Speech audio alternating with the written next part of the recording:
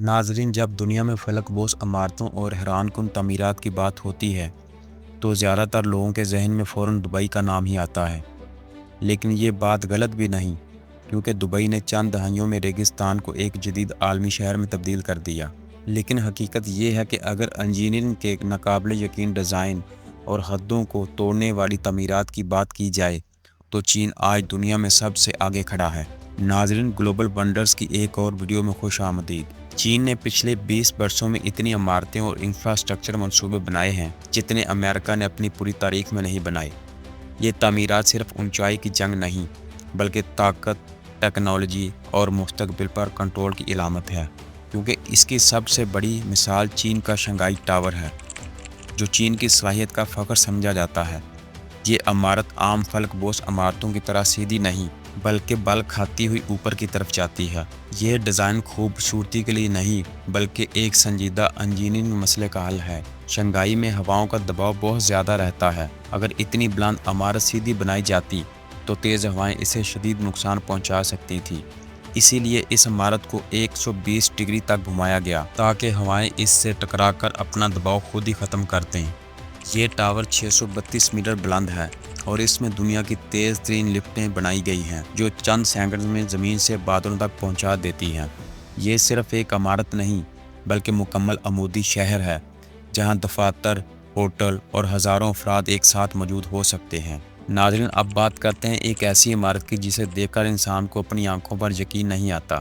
چین کے شہر گویانگ میں ایک شیشے کی فلک بوس عمارت بنائی گئی، جس کے کنارے سے ایک دوہیکل آبشار بہتی ہے۔ یہ دنیا کی سب سے اونچی مصنوعی آبشار ہے جو کسی عمارت پر بنائی گئی۔ اس آبشار کو چلانے کے لیے 4 طاقتور صنعتی پمپ استعمال کیے جاتے ہیں، اور اس پر آنے والی لاگت اتنی زیادہ ہے کہ اسے صرف خاص مواقع پر ہی چلایا جاتا ہے۔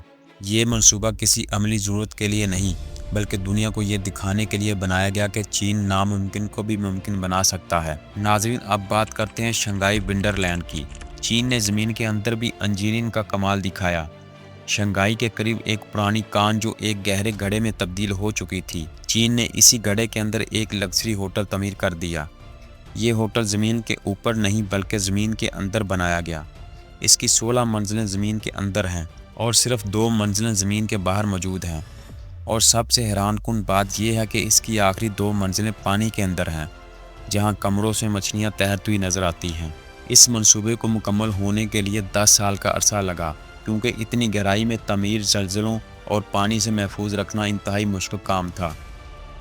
ناظرین، اب بات کرتے ہیں بیجنگ CCTV ہیڈ کوارٹر کی، جو چین کی غیر معمولی سوچ کی اہم مثال ہے۔ یہ عمارت عام اصولوں کے خلاف ڈیزائن کی گئی۔ 2 الگ ٹاورز جو ٹیڑھے ہو کر اوپر کی طرف جاتے ہیں اور پھر ہوا میں ایک دوسرے سے جڑتے ہیں۔ یہ ڈیزائن دیکھنے میں تو غیر متوازن لگتا ہے، لیکن یہ زلزلہ برداشت کرنے کے لیے خاص طور پر بنایا گیا۔ انجینئرنگ کی دنیا میں چین میں ایسے خطرناک منصوبے بننا کوئی چھوٹی بات نہیں۔ ناظرین، اب بات کرتے ہیں رنگ آف لائف کی۔ چین کی طاقت صرف عمارتوں تک محدود نہیں، بلکہ چین میں دنیا کے سب سے بلند پل بھی موجود ہیں، جو سینکڑوں میٹر گہری کھائیوں پر بنائے گئے۔ یہ پل صرف سفر کو آسان بنانے کے لیے نہیں، بلکہ یہ دکھانے کے لیے ہے کہ چین قدرتی رکاوٹوں کو بھی اپنی مرضی سے موڑ سکتا ہے۔